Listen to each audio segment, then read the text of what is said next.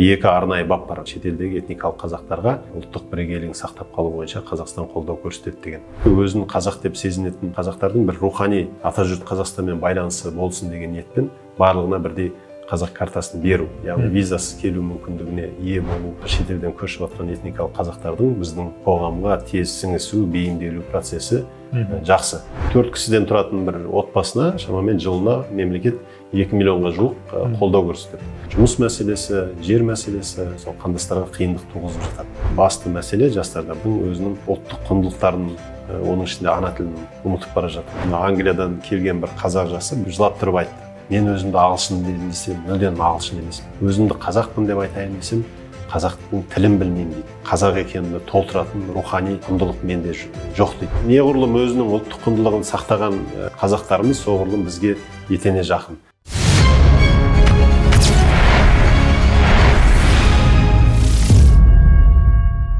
Армысың көрермен, бұл құрылтай сұхбат. Біз студияда ұлттық құрылтай мүшелерімен еліміздегі ең өзекті деген мәселелерді талқылаймыз. Бүгін қазақ көші, қандастар мәселесі, отандастар қорының жұмысымен етене танысу үшін арнайы студияға отандастар қорының президенті, ұлттық құрылтай мүшесі Абзал Сапарбекұлын шақырып отырмыз. Абзал мырза, сұхбатымызға қош келдіңіз.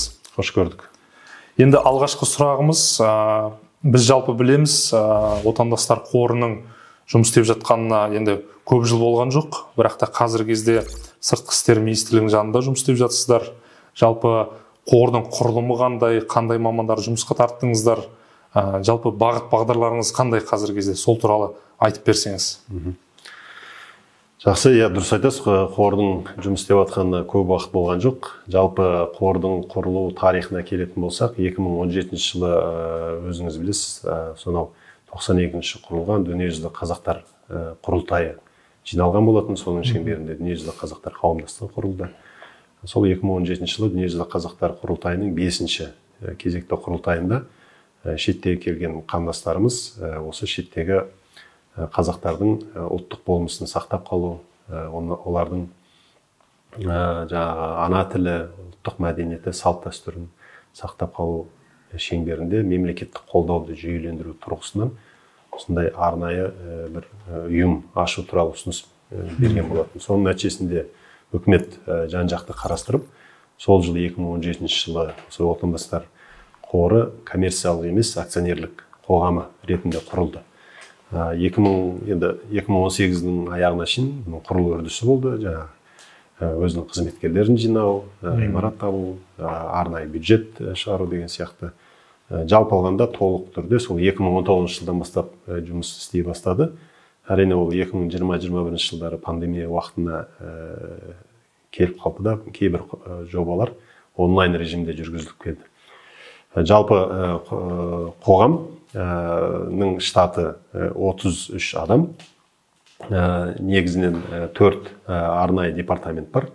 Бұның біреуі әкімшілік қаржы департаменті, екіншісі ақпараттық аналитикалық медиа департаменті, бір департамент бұл сырттағы қандастармен, этникалық қазақтармен, диаспорамен жұмыс істейтін департамент, бір департамент бұл ішке көшіп келген этникалық қазақтардың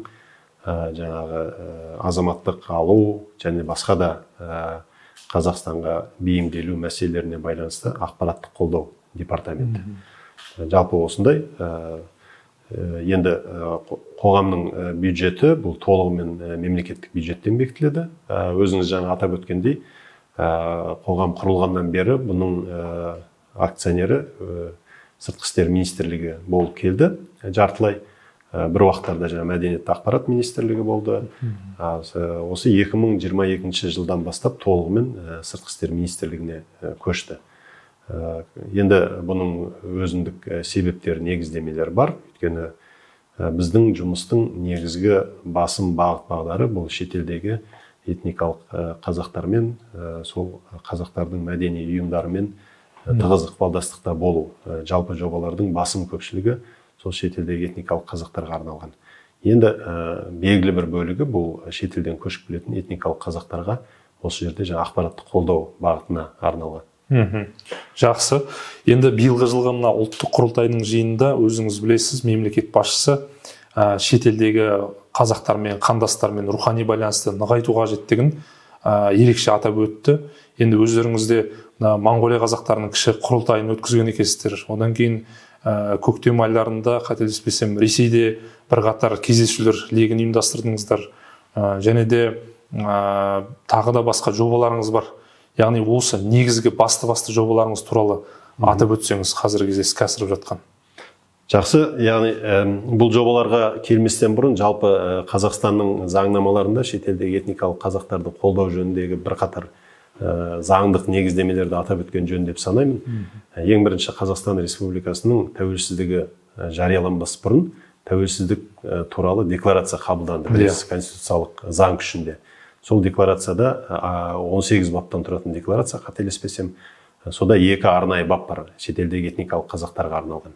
Сол баптың 16-шы бап болу керек, қателеспесем, немесе 8-ші бап.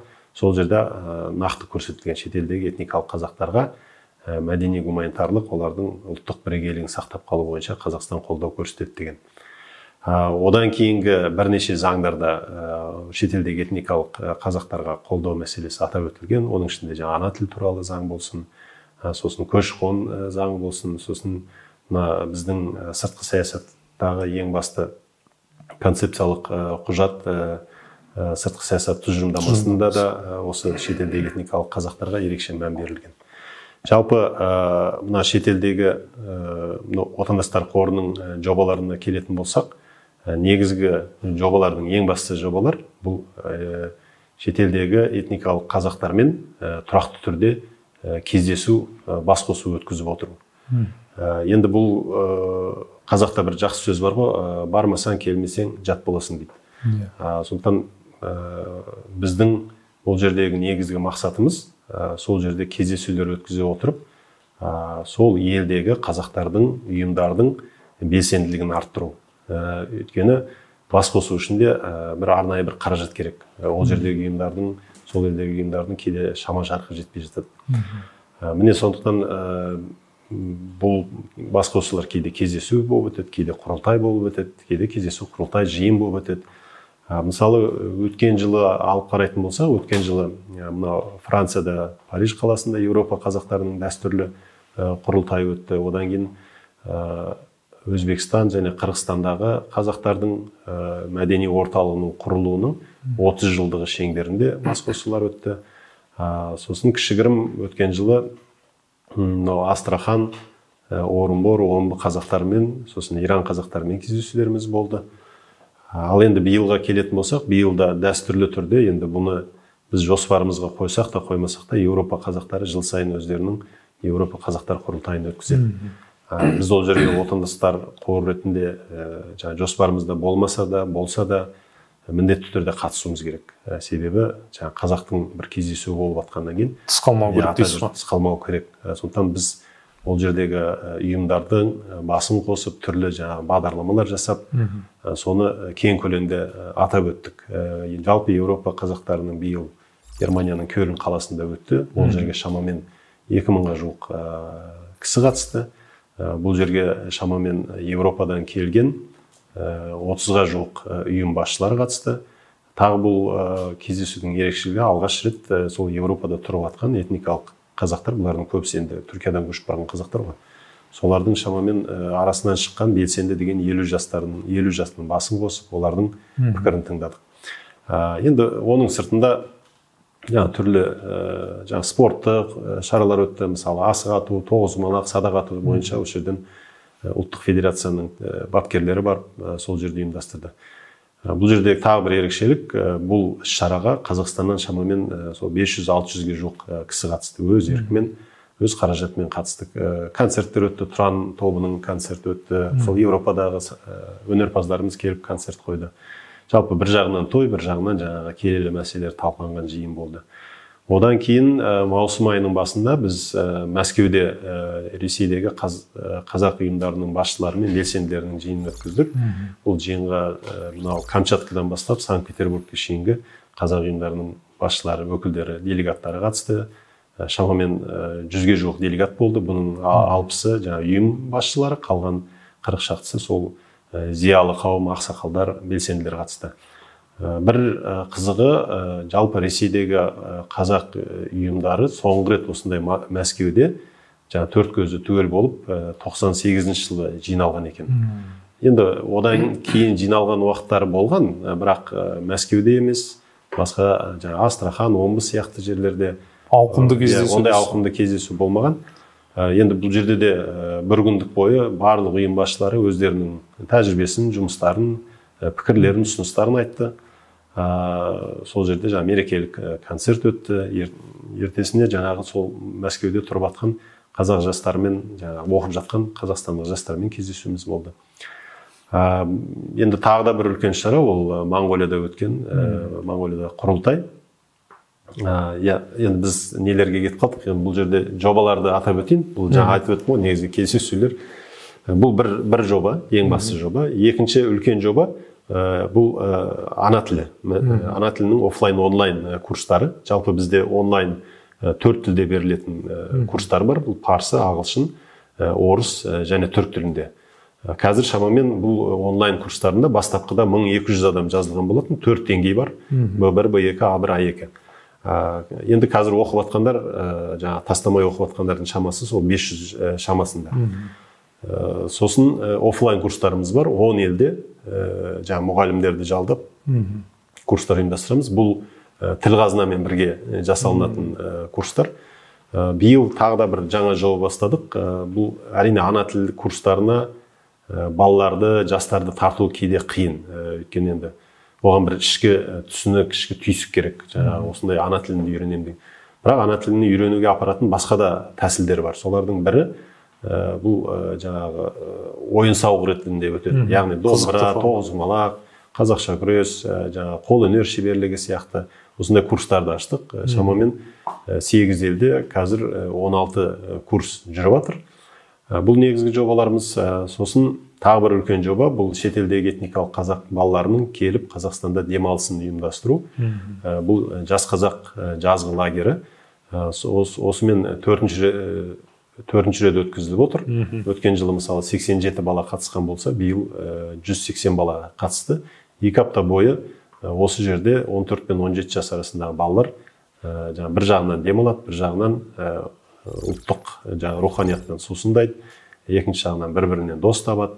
Бұл жердегі мақсат келешекте бұл балалардың осы Қазақстанға келіп жоғары оқу орындарын оқыса деген сондай ішінде бір сондай от ояту.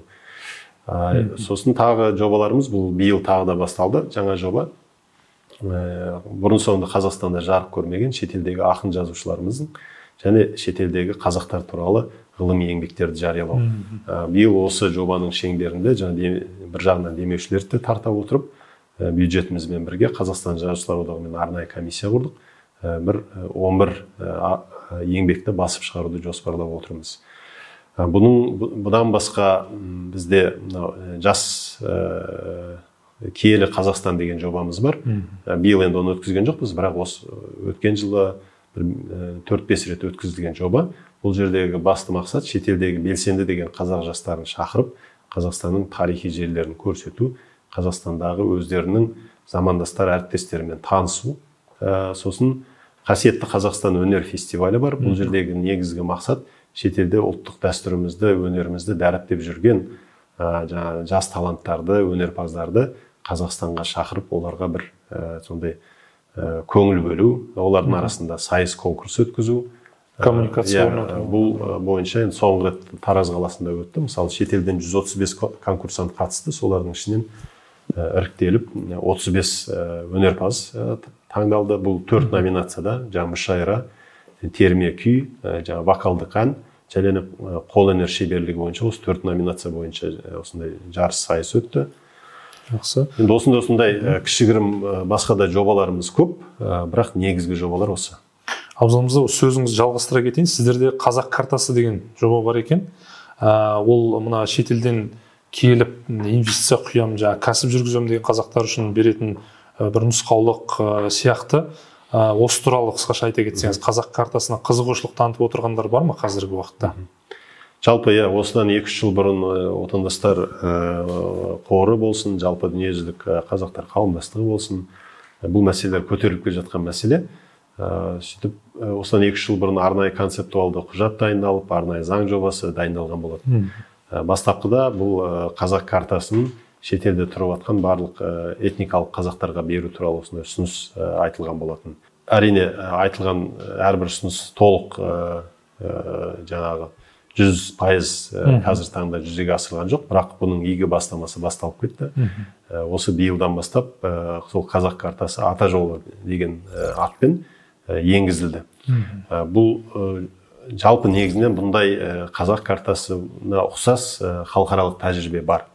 Көптеген елдерде бар. Мысалы, поляк картасы, жаңағы түріктердің көгілдір картасы, немесе ақштың грин карт дейді, армян карты деген. Бұл жердегі негізгі мақсат былай болған: шетелде өзін қазақ деп сезінетін қазақтардың бір рухани ата жұрт Қазақстанмен байланысы болсын деген ниетпен барлығына бірдей қазақ картасын беру, яғни визасыз келу мүмкіндігіне ие болу, осы жерде бизнес ашу немесе келіп жұмыс істеу мүмкіндігін тану. Енді осы мақсаттарды сараптай келе, ата жол картасы да негізінен осы мақсатқа белгілі бір дәрежеде сәйкес келеді. Негізгі мақсаты бұл Қазақстанда бизнес ашам деген қандастарымызға, және Қазақстанда сондай талабы, қажеттілігі жоғары деген мамандық егерлері бар. Президенттің жарлығымен бекітілген және еңбек министрлігінің бұйрығымен бекітілген шамамен 60-ға жуық мамандық тізім бар. Негізгі сол шарт бизнес өкілдерінің Қазақстанның белгілі бір аймақтарында сол бизнес ашу туралы бір несі бол керек. Алдын ала сондай ниеті және келісім бол керек. Мамандық иелерінің осы Қазақстанның белгілі бір жерлерінде, компанияларында жұмыс істеу шарты, алдын ала шарты бол керек. Осы шарттарға ие болған қандастарымызға 10 жылға ата жолы картасы беріледі. Бұның 10 жылға визасыз мүмкіндік таниды және Қазақстандағы саяси құқықтардан басқа барлық құқықтар оларға беріледі. Әрине бұл ата жол картасы одан әрі алдағы кезеңде жетілдіре беріледі деген сенімдеміз. Қазіргі таңда бұл картаға деген қызығушылық, жалпы енді қызығушылық алдағы уақытта арта береді деген сенімдеміз. Қазірдің өзінде осы картаны мән-жайын біліп бізге хабарласқан, отандастар қорына тікелей хабарласқан шамамен 100-ден астам қандастарымыз болды. Солардың ішінен нақты осы неге талаптарға сәйкес келетін бір 25 шақты қандастарымыз іріктелді. Енді оны ары қарай жергілікті комиссиялар шешетін болады. Жергілікті комиссия, облыс әкімдіктері, яғни бірге жұмыс істейсіздер. Жақсы. Енді өзіңіздің біраз сұхбаттарыңызда да айтып қалдыңыз, соңғы жылдары мына қазақ көшінің саябырсып қалған туралы. Басқа мамандар да айтады. Ол әрине жаһандық пандемия, карантиннің шектеулері бар. Енді ресми дерекке қарайтын болсақ, қазіргі уақытқа дейін 1.108.000-нан астам қандас қазақ жеріне көшіп келген екен. Енді шетелдегі қазақтың түгелін Қазақстанға көшіріп алып келу деген бізде бір мақсат тұрған жоқ сияқты. Өйткені ол жақта да табысты қызмет етіп жатқан, мемлекеттік қызметте істейтін отбасылы азаматтар көп, үлкен ірі корпорацияларда жұмыс істейтін. Олармен сол деңгейде қазақ әлемімен байланыс болса да бізге тиімді болатын сияқты. Ал енді қазіргі кезде мынау көлік логистиканың бойына қан жүгірген кезде сауда қатынастары, Қытай мен шекараларымыз қазір оңтайландыру жөнінде үлкен шаралар қабылданып жатыр. Осы кезеңде қазақ көшіне қандай баға берер едіңіз? Қазіргі кездегі көшіп келуге деген қызығушылық қандай деңгейде? Дұрыс айтасыз. Жалпы қазақ көшінің үлкен легі бұл 2003-2011 жылдары болды. Ол кезде шамамен қанша жылына сол 20 000, 25 000 отбасы квоталар берілетін. Ол шамамен енді 70-80 мың сонда көштер болды. Қазіргі таңда мысалы енді квота беріледі. Бұл тек қана 6 солтүстік облыстарға көшу бойынша квота беріледі. Былай енді көшіп келіп жатқандар бар, оларға ешқандай тосқауыл жоқ. Оңтүстік облыстарға көшіп келіп жатқандар жеткілікті. Бірақ мысалы квота қазір сол 1,5 мың-2 мыңның төңірегінде. Қазіргі квота деген не? Бұл жерде дұрыс түсіну керек. Квота деген бұл мемлекет тарапынан берілетін қолдау несі. шаралары. Ал жалпы алғанда сырттан қандастарымыз басқа облыстарға көшіп келіп жатыр. Ауызымызда бір реттік шара дегеніміз жаңағы бір реттік төлеміміз бар, иә, көшіп келуге қажетті шығындар бар. Бұл жерде былай, бұл дұрыс түсіну керек. Бұл қолдаулар тек қана сырттан көшіп келетін этникалық қазақтарға емес, сонымен қатар біздің оңтүстік өңірлерден солтүстікке көшетін өзіміздің азаматтарға да берілетін қолдау. Бұл жерде біз ешкімді бір ерекше статусқа қойып жатқан жоқпыз. Бұл жерде негізінен берілетін, мысалы, бір мезеттік жаңағы көмек бір адамға 245 мың теңге беріледі. Сосын бір жыл бойы жаңағы коммуналдық пәтер жалдау шығындары, ол да шамамен енді бір адамға сол 150-160 мың. Бір 4 кісіден тұратын бір отбасына шамамен жылына мемлекет 2 миллионға жуық қолдау көрсетеді. Әрине биыл қосымша жаңа қолдау нелерде шаралар қарастырылды. Бұл ұтқырлық сертификаты деп аталады. Мынау көші-қонның биыл қабылданған жаңа тұжырымдамасына сәйкес осы солтүстік өңірлерге көшіп келетін, жалпы біздің оңтүстіктен де көшіп келсе де, шетелден де көшіп келсе де, сатып алатын тұрғын үйдің 50% мемлекет өзі жаңағы өз міндетіне алып отыр. Яғни оның да әрине белгілі бір мөлшері бар. Бұл жерде жаңа ипотекаға сатып алуға болады, немесе тікелей барып сатып алуға болады, қалған 50%-ын өзі құйып, немесе үйді жаңадан соғуға да болады деген сияқты. Осы жаңадан тәсіл енгізіліп жатыр. Жалпы енді оның сыртында қандастарымыз келген кезде жаңа мемлекеттен бизнесті бастау үшін тегін белгілі бір мөлшерде грант егер болылады. Осындай экономикалық әлеуметтік қолдаулар бар. Енді қазақ көшін бағдарлама арқылы жаңағы солтүстікке бағыттадық деп отырмыз. Ол енді біздің ішкі стратегиялық дамуымызға байланысты аймақтар арасындағы дамудағы диспропорция, одан кейін демографиялық даму бар. Соның барлығын екшеп елеп отырып есептелген шешімдер деп ойлаймыз. Ал енді қазақ көші-қон ісіндегі соны оптимизациялау жөнінде қандай шаралар қабылданып жатыр? Одан бөлек және де қалыптасқан проблемалар бар ма? Енді қандастардың сіздер әртүрлі пікірлерін естіп отырасыздар. Қазіргі кезде әлі де жетілдіретін, толықтыратын тұстар бар ма осы бағыттағы? Жалпы енді негізінен қандастардың меніңше ең үлкен Қазақстанға келгендегі мәселелері сол 90-шы жылдары болды. Яғни ол кезде әрине экономикалық мүмкіндігіміз шектеулі болды 90-шы жылдары. Сосын әлде болса мемлекеттік тілдің статусы қазіргі деңгейде емес болатын. Бірақ енді қазіргі таңда қандастардың мынау мемлекеттік тілге байланысты ондай бір үлкен мәселелер жоқ. Қазір мемлекеттік органдарда да жұмыс істеп жатқан қандастарымыз көп. Мүмкін енді солтүстік облыстарда жаңа жергілікті тұрғындармен мүмкін әкімшілікте сондай кішігірім сондай нелер болуы мүмкін. Жаңағы орыс тілін білмегендіктен ақпараттың жетілмегендіктен. Ал жалпы алғанда бір тілдікке байланысты ондай үлкен бір мәселе жоқ. Сосын енді 90-шы жылдар тағы бір жаңа біз оралман деп бір сондай бір көзқарастарда болды ғой. Енді қазіргі таңда ондай көзқарастарда жоқ. Өйткені жалпы шетелден көшіп жатқан этникалық қазақтардың біздің қоғамға тез сіңісу, бейімделу процесі жақсы. Өйткені бір жағынан қандастардың осы жерге көшіп келген, осы жердегі өздерінің қалдырған оңды іздері, оңды жаңағы үлгі тұтарлық іс-әрекеттері, жұмыстары да осыған өзінің септігі тиізді. Жаңа сіз айттыңыз ғой, көптеген бастапқы этапта кезеңдерде үлкен ғалымдар, зиялылар көшіп келді, олардың бәрі қандастардың оңды имиджін қалыптастырды. Қазір соңғы жылдары мысалы қандастардың оңды имиджін қалыптастырып жатқан мәселе бұл бизнес саласында жұмыс істеп жатқан және білім оқу ағарту, жеке оқу ағарту саласында жұмыс істеп жатқан қандастар өте оңды жаңағы позитивті имидж қалыптастырып отыр. Қандастардың арасынан шығып жатқан көптеген бизнесмендер, демеушілер, меценаттар шығып жатыр. Осының бәрі енді қандастарға деген көзқарасымыздың жалпы алғанда оңды екенін көрсетеді.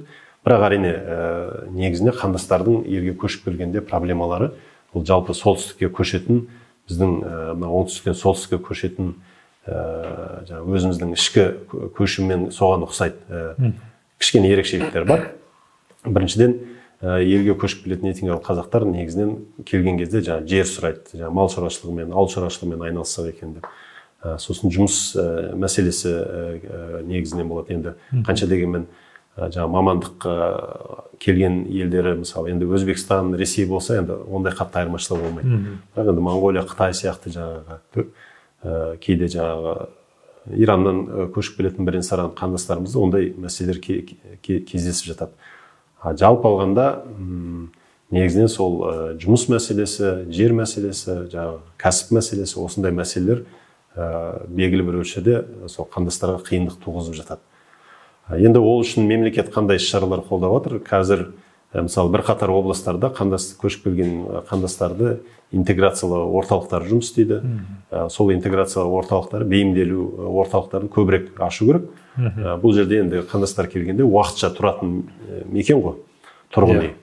Сол жерде жаңағы өздерінің жаңағы көшіп баратын ауданын, ауылын немесе үйін тапқанға дейін уақытша тұра тұрады. Бір жағынан бейімделеді, жаңағы облыстың әкімшіліктің, жергілікті атқару билігінің қызметкерлері оларға түрлі ақпараттар беріп, жаңағы осы уақыттың ішінде балаларын оқуға орналастырып, өздері де бейімделіп үлгереді. Осындай бейімделу, интеграциялау орталықтарын көбірек ашу қазіргі нақты мәселе болып отыр. Жалпы алғанда, қысқаша айтқанда, енді қандастарымыздың елге бейімделу үрдісі жақсы. Ұйымдастыру тұрғысында мәселелер шығып отырады, жалпы ол шешуге болатын мәселелер дейсіз ғой. Жақсы. Енді Абзал Сапарбекұлы, өзіңіз енді кәсіби дипломатсыз, Түркияда көп жыл, әсіресе қазақтар көп шоғырланған аймақ қой, Түркия жерде. Сол жерде қызмет еттіңіз. Жалпы кейбір отандастарымыздың пікірін қарап отырсақ, шетелдегі қазақ жастары өзінің айдентитетін, яғни бірегейлігін жоғалтып жатыр деп арасында дабыл қағып жататын да кездер болады. Сіздің ойыңызша шетелдегі қазақ пен Қазақстандағы қазақтың қандай айырмашылығы бар жалпы? Жалпы айырмашылық бар ма? Жалпы алғанда негізінен еліне қарай, тұрып жатқан еліне қарай айырмашылықтары бар. Бірақ бұл енді бір жағынан топқа да байланысты. Жастар болса, жастар жағынан енді айырмашылықтар айқын байқалады. Енді үлкен кісілерде ондай қатты айырмашылық байқалмайды, мысалы Түркиядан алып қарайтын болсақ. Ал енді жастарға келетін болсақ, ең басты мәселе жастарда бұл, олар жастардың өзінің ұлттық құндылықтарын, оның ішінде ана тілін ұмытып бара жатуы. Біз оны өкінішке орай көріп отырмыз. Мысалы құрылтайларда болдық, Европадағы құрылтайларда бір байқағанымыз, Европадағы жастар, мысалы Германия, Франциядан келген жастар бір-бірімен ағылшынша білсе ағылшынша түсінісіп, тіпті қазір түрікше де білмейді. Бұрын бұлардың әке-шешелері, ағалары түрікше бір-бірімен түсінісетін. Қазір енді түрікше қазақша араластырып түсінетін. Қазір енді ол түрікше де ұмытылды, қазақша онсыз да ұмытылды. Сондықтан соңғы Көлнде жиналыста Англиядан келген бір қазақ жасы, бұрын біздің осындай киелі Қазақстан деген жастар жобасына қатысқан, осында бір апта болып. Сол жігіт тұрып, жылап тұрып айтты. Мен дейді, өзімді түрікпін десем, мен түрік емеспін дейді. Мен Англияда туып өстім дейді. Түріктің менталитеті басқа дейді. Мен өзімді ағылшын десем, мүлдем ағылшын емеспін. Ал енді мен өзімді қазақпын деп айтайын десем, қазақтың тілін білмеймін дейді. Ішінде бір сондай қазақ деген сезім бар дейді. Бірақ өзімді сол қазақ екенімді толтыратын рухани құндылық менде жоқ дейді. Соны көзіне жас алып тұрып айтып отырды. Бірақ енді бұл жігіт сондай, өзі 23 жаста ғана жігіт, жас жігіт. Сондай беті нұр жанып тұрған, көкірегі ояу, жүрегі таза жігіт. Бірақ бұл енді жолын тапқан. Соған келген, мен кіммін деген сұрақты өзіне қойып, қазақша үйреніп, жаңа біздің экскурсияға қатысып келіп, бірақ айтады, мен сияқты дейді, осындай Европада осындай жастар толып жүр дейді. Сондықтан қазір Германияда, Франциядағы жастардың Европадағы, Түркиядан көшіп барған әсіресе. Олардың жергілікті немен аралас некелері көбейіп жатыр мысалы. Ол енді өзінің несін, өзінің ұлттық құндылығын ассимиляция үрдісінің тап болған топтар бірінші кезекте жастар. Тура осындай жағдай Ресейдегі жастарды да орын алды. Мысалы Ресейдегі соңғы жүргізілген осы біздің сауалнамаларда Ресейдегі қазақтардың пайызы ғана өзінің ана тілін білеміз деп айтқан. Енді жастар арасындағы сауалнамаға келген кезде жастардың тек қана 18% ғана өзінің ана тілін біледі. Яғни басым көпшілік, сол мен де өзім байқадым барған кезде, 50-ден 60-тан асқандар немесе ауылдан көшіп келгендер қазақшасын әлі ұмытпаған.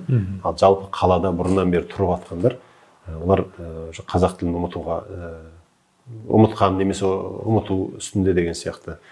Осын енді Монғолия, Өзбекстанда ондай қатты ондай жастар арасында ондай айырмашылық байқалмайды. Бірақ жалпы Өзбекстанда енді шамамен 450-ге жуық қазақ мектебі бар, оның жаңағы 100-ге жуық аралас, қалғандары жаңағы таза қазақ.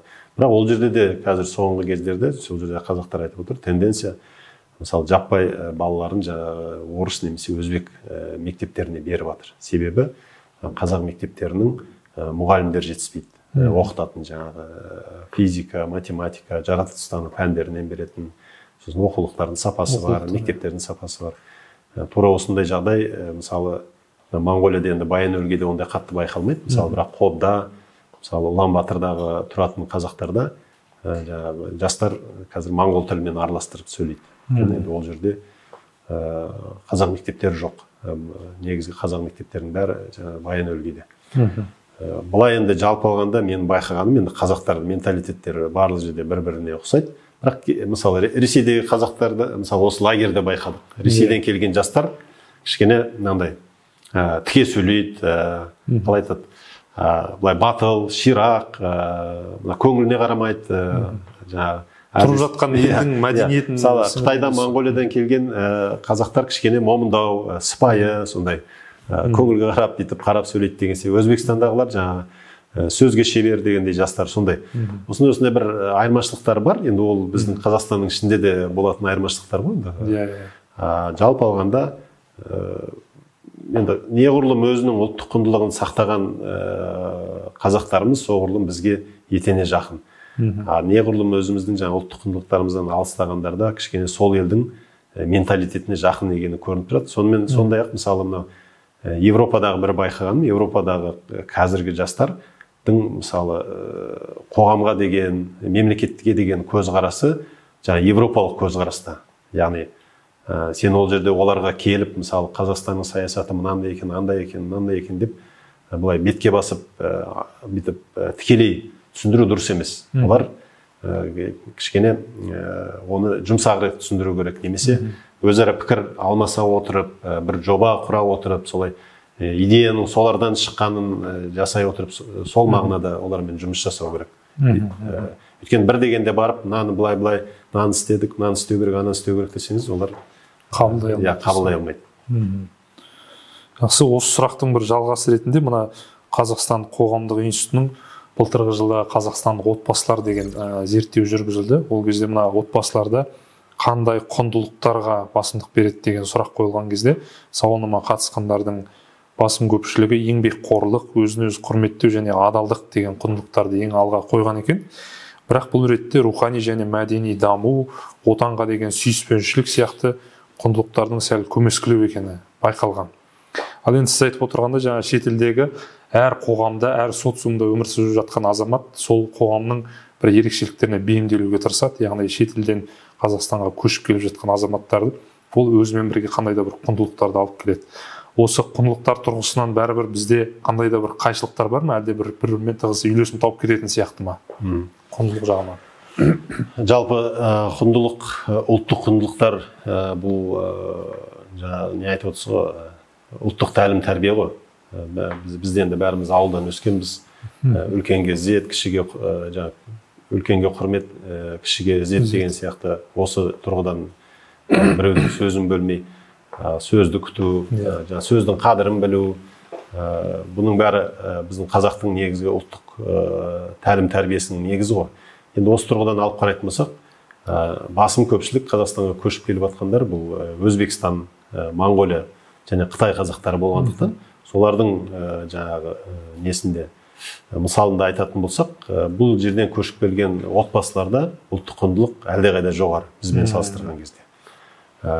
Әсіресе мына жастардың үлкендерді сыйлау, отбасылықтың жаңағы несін бірлігін, ынтымағын сақтап қалу, жаңағы қыз бен жігіттің жаңағы үйлену жаңағы несі дегендей бір-бірімен жүру несі болсын, тәлім тәрбиесі болсын. Бұл жағынан сосын мысалы шеттен келгендердің үйленіп жатқандардың оларда ажырасу несі аздау көрсеткіш. Әке-шешенің жаңағы тәрбиесі деген, ене келін қарым-қатынасы деген сияқты бұлардың бәрі оларда сақталған. Шын мәнісінде бізбен салыстырған кезде, әсіресе қаладағы қазақтармен салыстырғанда әлдеқайда сақталған. Сондықтан оларда бұл ұлттық құндылықтары өте жоғары деп есептеуге болады. Оның ішінде мынау 1.200.000-ға жоқ шетелден этникалық қазақ көшіп келіп жатыр дедік қой, көшіп келді. Олардың жаңа демографиялық өсімі меніңше шетелден келгендердің әлдеқайда жоғары. Олардың Қазақстанның халқының санының өсуіне қосқан үлесі әлдеқайда жоғары. Өйткені оларда отбасы мүшелерінің саны көбірек бізбен салыстырған кезде. Жалпы жаңа сіз айтқандай еңбекқорлық олардың бойында да бар. Енді қанша дегенмен шетелде тұрғаннан кейін шетелде сол қоғаммен бәсекеге түсуің керексің, сол жердегі титулдық отпен өзін сақтап қалу керексің. Олардың ішінде бар бұл өзін сақтап қалу. Қазақстанға келгенде де олар да еңбекқор, шетелден келген этникалық қазақтар. Жақсы. Қысқаша осылай деп сипаттама беруге болады деп ойлаймын. Жақсы. Абзал мырза, біраз бір зерттеулерді қарағанбыз. Сол жерде басында өзіңізде бірегейлік туралы айтып өттіңіз. Екі жақты бірегейлік деген бар екен. Біраз мақалаларда қарастырып отырсақ, ол дегеніміз бір елде тұратын азаматтың басқа бір этникалық топтың немесе елдің жаңағы мәдениетімен тығыз байланыста болуы. Бұл енді зерттеуде ақш, Канада сияқты жаңағыдай көп этносты елдерде бұл ешқандай проблема болмауы мүмкін дейді. Бірақ Францияда сауалнама алған кезде бұнда екі жақты бірегейлік дегеніміз дұрыс емес деген пікір көп айтылған екен. Яғни бірегейлік бір жақты болу керек. Францияда тұратын азамат ол француз болу керек, жаңағы Францияның мәдениетін, тілін қабылдау керек деген сияқты. Біздегі көшіп келіп жатқан қандастардың алдыңғы келген елдің мәдениетімен байланысы сақталып қала ма? Жалпы екі жақты бірегейлік біздің азаматтарда да бар деп айтуға бола ма? Жалпы осы тарапта бір ғылыми зерттеулер жүргізуге бола ма бізде? Қалай ойлайсыз? Өте қызық сұрақ. Бұл енді менің тікелей салама кірмейді, бірақ жалпы алғанда енді біздің социологтардың зерттейтін үлкен тақырып екен бұл. Енді менің пікірімше әрбір ұлттың өзінің ерекшелігі бар деп ойлаймын. Мысалы француз ұлтының ерекшелігі ол бізге мүлдем сәйкес келмеуі мүмкін. Мысалы орыс пен қазақтың да бір-бірімен айтып отырсыз ғой, жаңағы біртұтас мәдениет пе әлде ұлттық мәдениет пе бірінші кезекте болу керек. Жалпы менің енді тарихтан оқып білетін, біз енді қазақтар бір үлкен түркі халықтарының бір тармағымыз ғой. Сонда сол француз бір жазушы бар, сол француз жазушы былай деп сипаттама береді түркі халықтарына. Түркі халықтары дейді, Азияның төрт бұрышын билеген халықтар дейді. Не бір үлкен империялар құрған, не бір үлкен мемлекеттер құрған халық дейді да. Бірақ бір қызығы барған жерінде ешкімді жаңа ассимиляциялап, жаңа гегемония жасап, өзінің тілін, өзінің дінін жаңағы күштеп міндеттемеген дейді. Қайта сол елдің барған несімен мәдениетімен араласып сіңісіп кеткен дейді. Мысалы дейді, Ирандағы қаншама жыл Иранда түркі ұлыстары билеп тұрды да, немесе Индиядағы мысалы орды деген тіл бір жағынан сол жергілікті тілмен түрік тілінің аралас тілі.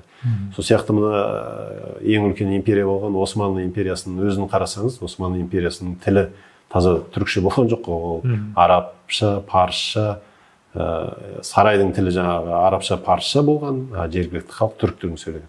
Сондықтан бұл жерде енді бізде тікелей сол үлкен түркі халқының бір тармағы болғандықтан біздің бойымызға да осы не дейді, төзімділік дейді, жаңағы толеранттық дейді, осының бәрі қазақтың бойында бар, қазақ халқының бойында бар.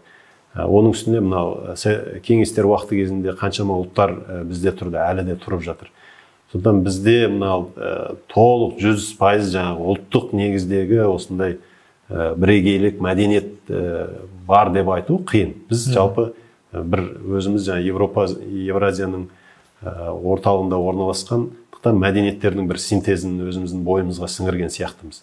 Сондықтан жаңа келген қазақтар да меніңше жаңағы Қытайдан келген қазақтар Қытайдың белгілі бір мәдениетін сіңіріп келіп жатыр. Өзбекстаннан, өзбек ағайындардың немесе Моңғолиядан немесе Ресейден олар Қазақстанға келген кезде жалпы алғанда тез сіңісіп кетеді. Өйткені іштегі жаңағы бейімделу, төзімділік, толеранттық несі олардың бойында да бар деген ойдамын өзім жалпы алғанда. Жақсы.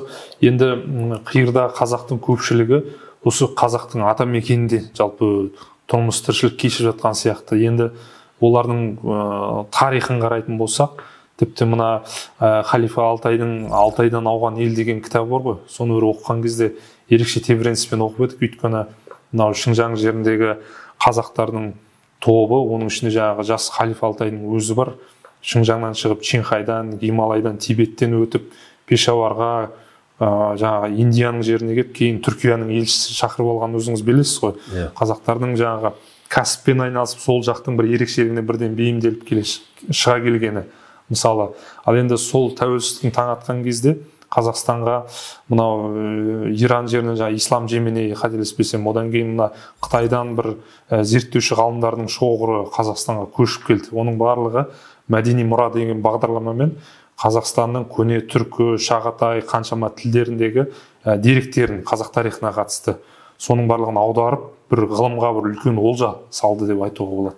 Ал енді қазіргі мені қызықтырып отырған мәселе кейінгі келіп жатқан қазақ көшінің, қазақ азаматтарының әлеуметтік портреті қандай деп айтуға болады? Олардың алдыңғы буыннан қандай айырмашылығы бар қазіргі кезде? Дұрыс айтасыз, алдыңғы буын бұл көптеген жаңағы негізінен жаңағы зиялы қауымның өкілдері болды. Жаңағы Дәлелхан Жаналтай, Халифа Алтай сияқты, сосын Қытайдан көшіп келген, Өзбекстаннан мысалы ұлттық гербіміздің авторы мысалы Өзбекстаннан көшіп келген ағамыз. Бұлардың бәрінде осындай портрет болды. Енді кейінгі көшіп келіп жатқандарда мен екі осындай категорияны айта алар едім. Тіпті 3 категория. Бірінші әрине бұл әлеуметтік жағдайына байланысты өзінің атажұрты Қазақстанға көшіп келіп жатқан. Тұрып жатқан елдерінде әлеуметтік жағдай төмен болғандықтан немесе өздерінің өсіп келе жатқан балаларын қазақи құндылыққа тәрбиелеу үшін сол тұрғыдан көшіп келіп жатқан семьялар, отбасылар. Екінші категория бар, бұл шетелде жұмыс істеп жатқан, тек қана біздің Қазақстаннан кетіп жатқан қазақтар ғана емес қой, сол Моңғолия, Өзбекстан, немесе Қытайдан да шетелде, сол Америкада, Европада жұмыс істеп жатқан қазақтар. Солардың бірен-саран өкілдері жаңағы қазір мысалы Қазақстан жоғары оқу орнында білім беріп, осындай түрлі осы салада қызмет етіп жүрген азаматтар бар. Солар көшіп келіп жатқан категория. Енді олар көп емес, олардың көп болуы да міндетті емес жалпы алғанда. Сосын тағы да 3-ші категория бұл жаңағы Қытайдан, Моңғолиядан көшіп келіп жатқан қазақтардың арасында мынау бизнес саласына жақын осындай көшіп келіп жатқан қандастарымыз бар. Әрине ол да көп болудың қажет емес. Сол 100 адамның ішінен бір іскер адам көшіп келсе, оның өзі үлкен 100 адамға жұмыс тауып береді деген сөз. Жалпы Қазақстандағы мынау жастардың несі, сипаттамасы шетелдегі елдегі қазақтардың да жастардың сипаттамасына сәйкес келеді. Өйткені біз қазір жаһандану дәуірінде өмір сүріп жатқандықтан, мысалы Америкада өте көп Моңғолиядан, Қытайдан, мысалы IT саласында, туризм саласында, сауда саласында, қаржы саласында жұмыс істеп жатқан қазақтар көп екен. Тек қана Қазақстаннан жұмыс істеп жатқан емес, осы елдерден де жұмыс істеп жатқандар көп. Сол сияқты қазір Европада, мына енді Европадағы жастар Түркияға келгендердің 4-ші буыны ғой. Кезінде аталарының әкесі көшіп келді. Енді олар қазір немерелері, шөберелері қазір Европада өсіп өніп жатыр. Олардың арасында да мысалы дәрігер болған, бизнес саласында немесе саясат саласында сонда көрініп жүрген қазақтар бар. Сондықтан жалпы алғанда осы категориялардың әлі де жалғасуда. Енді жаңағыдай үлкендей мүйізді қарағайдай зиялылар болмаса да, бизнес саласында, жас ғылым саласында осылар келіп жатыр Қазақстанға ақырындап. Бірақ негізгі бөлік бәрібір сол өздерінің елдерінде әлеуметтік жағдайына байланысты ұлттық құндылықтарын одан әрі сақтап қалу тұрғысынан көшіп келіп жатқан қазақтар. Енді шыны керек, мына орта ғасырларда егер қарайтын болсақ, Түркістанның өзі жағы дала мәдениеті мен қала мәдениетінің ұштасқан жер деп айтамыз. Ол жерде білім мен ғылым дамыды. Қазақ мына сыр бойындағы қалалардың өзі жібек жолының бойындағы бір үлкен сауда-саттықтың орталықтары болған сияқты. Яғни осы қалалар сол кездегі бір интеллектуалдық ақыл ойдың бір орталығына соларды жұмылдыратын, тартатын бір орталық сияқты болған сияқты. Ал енді кеше ғана президенттің жолдауында біз өңірлерде, облыстарда креативті жастарды әр өңірде жұмылдыруымыз керек, тартуымыз керек деді. Осы іске шетелдегі талантты жастарды тарту үшін біз қандай шаралар қабылдауымыз керек деп ойлайсыз? Біз қай жағынан қазіргі интеллектуал жастарды жалпы қызықтыра аламыз, жалпы қазақ жері? Жалпы негізінен шетелдегі жастарды тарту үшін бірінші кезекте сол шетелдегі жастардың Қазақстанға бір рет болса да келіп, көріп, танысып кетуін жағдай жасауымыз керек. Бұл енді тікелей туризмнің дамуына да байланысты бір жағынан сол жастарға арнайы бағдарламалар жасау. Мысалы, тура осындай ұқсас бағдарлама Ирландия мемлекеті жасаған екен. Өйткені шетелде Ирландия диаспорасының саны, егер қателеспесем, сол 10 миллионның шамасында бір диаспора бар екен. Сондықтан олар Ирландияны бір рет көру деген сондай бір туристік бағдарлама ашқан екен, бір мезгілдік қой деп. Соның арқасында осы бағдарлама жасалған кезде пәленбай миллион ирландиялықтар келіп көріп қайтқан екен. Бірақ ол бағдарлама ары қарай өзі жалғаспаса да, бір рет келгеннен кейін келесі туристер келген, ирландиялықтар өздерінің басқа ұлт көршілерін алып келген деген сияқты. Сондай бұл енді айтып отырмын ғой, елге келу үшін бірінші таныстыру керек. Көбісі мысалы Европадағылар Қазақстанға келе қоймайды, өйткені кішкене стереотипті көзқарастары бар. Алыс дейді, ұшақ билеті қымбат дейді, демалысым қысқа мерзімді, одан да мен Жаңа Зеландияға барып келейін, Бразилияға барып келейін деп солай шешім қабылдайтындар бар. Сондықтан бұл жерде біз осы жастарды көбірек алып келсек, біздің Қазақстанның жерін, осы жерде халықты, мынау жалпы инфраструктураны, ел экономикасының, жастарды өздерінің замандастарын көргеннен кейін көзқарастары өзгеретініне сенімдімін. Ол бірінші реакция қандай болады. Ал енді екінші, енді ол жастарды бұл жерге тарту үшін әрине оларға жағдай жасалуы керек. Егер олар мысалы Европаның Франция, Германия сияқты жақсы жерінде жұмыс істеп жатса, ол міндетті түрде сондай шартты Қазақстанда да сұрайтын болады. Яғни бірінші кезекте жалақы, екінші кезекте егер үйленген болса қандай мектепке барады, медицинаның қызметтің сапасы қандай. Бұл жалпы тек қана көшіп келетін қазақтарға ғана емес, кез келген шетелден көшіп келетін, мысалы мен өзім Түркияда жұмыс істеген кезде инвесторлар өздерінің қызметкерлерін ең оңай жіберетін қалалар, бұл оңай табатыны Алматы мен Астана. Қалған қалаларға сапалы бір маман жіберейін десе, сол қаладағы шарттар, сол семьясы бар маманға сәйкес келмейді. Біріншіден ағылшын тілінде мектеп керек, ол жерде инфраструктурасы болу керек, қыдыратыны несі болу керек, мәдени өзінің қаланың бір несі болу керек, өмірі болу керек деген сияқты. Сондықтан бұл жерде әрбір қалада, оны тек қана шетелдіктер үшін жасалу міндетті емес, өзінің ішінде жасалу керек. Сапалы білім, сапалы медицина, сапалы өмір сүру, уақыт өткізу, сапалы мәдени бағдарламалар деген сияқты. Осылардың бәрі қалыптасатын болса, әрине қалалық жерлерге көптеп тартамыз, тек қана этникалық қазақтарды емес, сонымен қатар шетелдік мамандарды да. Жақсы. Абзал Сапарбекұлы, осы айтылған көп мәселенің ішінде қиырда қазақ пен оның атамекенмен байланысын айтуда жалпы тарихи жады деген өте бір өзекті мәселе деп ойлаймын. Өйткені бізде ортақ ұлттық бірегейлік ол бір тарихи символдар арқылы, бір уақиғалар арқылы қалыптасады. Бізде мәселен кезіндегі Шыңжаңда Оспан Батырдың тарихы, басқа да жерлердегі Алаш тарихына қатысты деректері қаншама. Қазір енді көптеген архив құжаттары ашылып, көп зерттеулер жүргізіліп жатыр. Қазақтың тарихының 7 томдығы жазылып жатыр деген сияқты. Жалпы осы жердегі қиырда қазақтың тарихы қандай орын алу керек деп ойлайсыз? Біз жалпы шетте қазақтың тарихын тереңнен қаузап зерттей алдық па? Оны қазіргі қазақ жастарына оқытуға қандай күш салуымыз керек деп ойлайсыз? Өте дұрыс, орынды сұрақ. Жалпы қазақта сөз бар ғой, ел елге қосылса құт дейді да.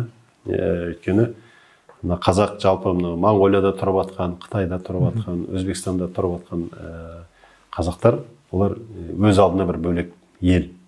Енді қазақ, бірақ өзінің қазақтың мәдениеті осы біздегі сияқты өзінің мәдениеті, салт дәстүрі, ұқсас мәдениет, салт дәстүрі, немесе бір тұтас қазақ мәдениетінің бір тармағы ретінде өмір сүріп жатыр. Өзінің сол айтыс өнері бар. Қытайда өзінің терме өнері бар, өзінің күй өнері бар. Енді біздің Қазақстанның өзінде де мысалы күй мектептері бөлінеді ғой, батыстың күй мектебі, шығыстың жетісу деп. Сол сияқты олардың да бір өзінің, мысалы осы жерде мен Қоянды деген жерде болдым. Сол кезде Қоянды ғой деймін да. 80% жаңа көшіп келген этникалық қазақтар, 5 адамның бірі бата береді тойда. Бата бергенде жай үшін қысқа бата бермейді, ұзын баталар да береді да. Енді бұл деген үлкен рухани байлық. Сондықтан бірінші кезекте әрине бір ел боламыз, жаңағы күшті ұлт боламыз десек, тарихты жақсы білу керек.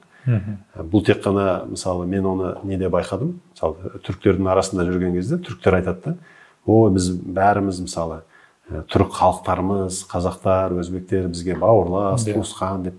Сосын мен олардан сұраймын, ал жақсы деймін, біз бауырлас, туысқанбыз. Ал енді сен айтшы деймін да, қазақтың қандай тарихын білесің деймін да, немесе өзбектің қандай тарихын білесің. Біздің ортақ тарихымыз қай жерде бір-бірімен ұштасып, бірігіп жатады. Жауап бере алмайды. Мен онда дедім, бұның бәрі жай үшін құрғақ, жай құрғақ сияқты ма? Құрғақ.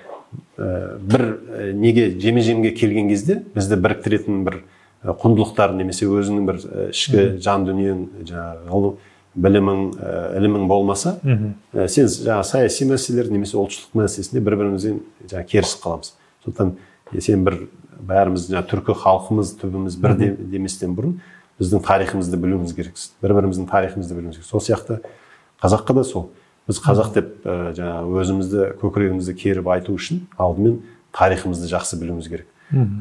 Сондықтан шеттегі қазақтың тарихын, Осман батырдың тарихын, Зұқа батырдың тарихын, немесе мына Түркияға көшті бастаған Еліс хан болсын, сосын Дәлелхан Жаналтай, мысалы Дәлелхан Жаналтай деген кісі 9 елдің тілін білген, орысша, ақырында орыс тілін үйреніп алған да. Сол сияқты тұлғаларды білуіміз керек. Олар қаншалықты зерттелді, әрине ол өз елдерінде ол зерттелген, жазылған, бірақ енді оны бір тұтас қазақтың тарих ретінде топтастыруымыз қазіргі ең басты міндет. Сондықтан қазіргі жаңа жазылып жатқан көп томдық қазақ тарихы да осыған өзінің үлесін қосады, септігін тигізеді деген сенімдемін. Енді біз мысалы бұл тұрғыдан отандастар қоры ретінде не істеп жатырмыз? Енді қолымыздан келгенше, мысалы өткен жылы биыл Өзбекстанда ұлттық музейдің қызметкері Ардаби Мәулен мырза, жаңа күйші, сол өткен жылы биыл бір ай барып, сол жердегі Өзбекстандағы Науаи, сол Тамды, Қарақалпақстанның жерлеріне барып, сол жерде қазақтардың жаңағы салт дәстүрлері, термелері, жаңағы жаңылтпаштары, жаңағы фольклорын зерттеп қайтты. Біраз дүние жинап қайтты. Мысалы, оларда жұмбақтар дейді, көбінесе мысалы сол жердегі жануарлармен байланыстырады екен. Түйеге байланыстырады, немесе басқа бір неге байланыстырып не қылады екен. Сондай жұмбақтары бар дейді, өзінің ерекшеліктері бар. Сол сияқты, мысалы, Қытайдан келген қазір қандастарымыздың бір томдық ақын айтысы кітабын басып шығарып отырмыз. Ол жерде де кәдімгідей мектеп бар екен, ақындардың айтысының. Мысалы, бір кісінің қалаған мектебі бар, оның төменде бір 4-5 шәкірті бар, сол мектептен шыққан. Сондықтан бұл тек қана тарихты ғана емес, сол елдегі ұлттық этнографияны, салт дәстүрді, жаңағы әдебиетті, өнерді барлығын қамтып зерттеуіміз керек.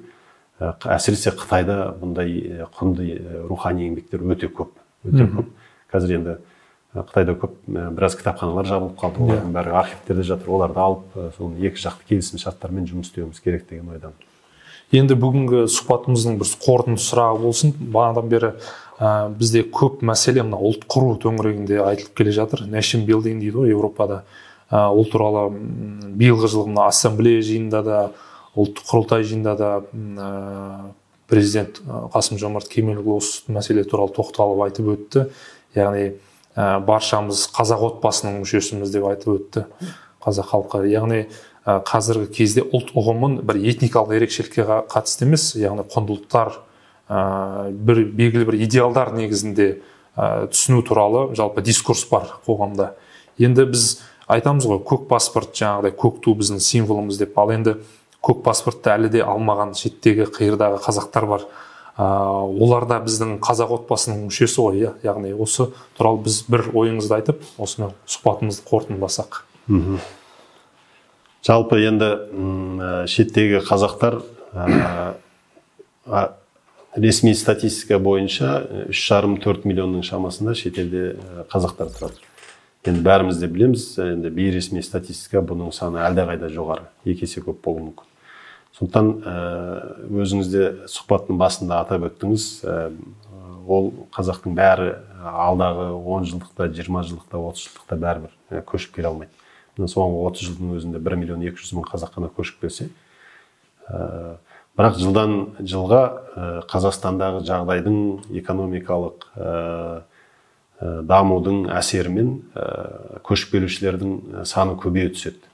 Өйткені жан-жақтағы елдердегі саяси, әлеуметтік мәселелерді бәріміз көріп отырмыз. Соның салдарларынан көшіп келушілердің легі арта түсетін болады алдағы уақытта. Ал енді жаңағы сұхбатымыздың барысында біз шеттегі қазақтар мен іштегі қазақтардың ұқсастықтары мен айырмашылықтарын бәрін атап өттік қой. Жалпы үлкен айырмашылығымыз жоқ. Сондықтан мынау соңғы жылдарда Қазақстандағы қазақ халқының ұлтының санының өсуіне де байланысты шетелден келетін этникалық қазақтардың да Қазақстанда біздің қоғамға бейімделуі, біздің мемлекетіміздің бір тұтас бір азамат ретінде қызмет етуі әрине бейімделуі тіпті оңайырақ болады бұрынғымен салыстырғанда. Оның үстіне мысалы жаңа көптеген мысалдар келтірдім. Шетелде жүрген Қазақстаннан бармаса да басқа елдердегі қазақ жастары көп қазір. Соларды тартуда жақсы міндет болу керек. Біз енді жалпы отандастар қоры ретінде келешекте мынау Қазақстанда осы шетелдегі белсенді қазақ жастарының форумын өткізуді жоспарлап отырмыз. Бұл бір жоспар. Екінші, шетелдегі қызмет етіп жүрген қазақ бизнесмендерінің осы жерде форумын өткізу. Өйткені Ресейде де қазақ бизнесмендер көп, қазір Қытайда көп, Моңғолияда, Европада бірен-саран бизнесмендер бар. Солардың жаңағы несін, потенциалын атажұрт Қазақстанда біріктіру. Енді жалпы алғанда жаңа айттым ғой, қазақ өзі жаңағы өте бейбітшіл, толерантты халық болғандықтан біздің қазақ ұлтының құндылықтары төңірегінде басқа ұлттарды біріктіру ол қиынға соқпайды. Ең басты біз қазақ ретінде өзіміздің ұлттық құндылықтарымызды құрметтей білуіміз керек. Өзіміздің ұлттық болмысымызды жақсы білуіміз керек. Өз-өзімізге деген құрмет болу керек. Жаңағы Хакім Абайдың атап өткен қазаққа жат мінезден арылуымыз керек. Кемел адам болам деген сол құндылықтарды, адамгершілікті дамытсақ, сонда біз ұлт ретінде басқалардың үлгі алатын бір дәрежеге жетеміз. Әйтпеген жағдайда өзін сыйламаған халықты басқа ұлт қалай сыйласын? Біз өзімізді сыйласақ қана басқалар бізді сыйлайтын болады. Сондықтан менің бар арманым осы шетелде тұрған этникалық қазақтар, енді бәрі қазіргі уақытта көшіп келмесе де, солар өздерінің ұлтқа деген, ана тіліне деген, Қазақстанға деген жанашырлықтарын одан әрі арттырып, олардың белсенділігін арттырсақ, бәрібір сыртта жүрген қазақтың 100%-ның белсенділігін арттыра алмаймыз. Бірақ сол 100%-ның ішінде жүрген бір 10-15%-ды белсенділердің жұмыстарына көмектесіп, олардың ұйым ретінде, қоғамдық бірлестік ретінде, активист белсенді ретінде оларды қазақтың мүддесіне сол елде қызмет етуіне бір ықпал тигізсек, олар ары қарай өздері алып кетеді. Бәрібір біз алыстан отырып, олардың жағдайын соншалықты түзете алмаймыз. Олар сол жерде жүрген қазақтар өздері бір-біріне көмектесіп жағдайын түзету керек. Жаңағы ана тілден бастап салт дәстүр, ұлттық құндылықтарға дейін. Жақсы, көп рахмет Абзал Сапарбекұлы, арнайы келіп бізге ұлттық құрылтай мүшесі ретінде, отандастар қорының президенті ретінде қазіргі қазақ көшінің мән-жайы туралы, арғы бергі қазақтың тарихында қаузап өттік. Алдағы уақытта да мына қиырда қазақтың атажұртпен мәдени рухани байланысын жібі үзілмесін деп тілейміз. Сіздердің жұмыстарыңызға сәттілік тілейміз. Көп рахмет сізге. Рахмет, сізге де сәттілік, табыс тілеймін. Рахмет.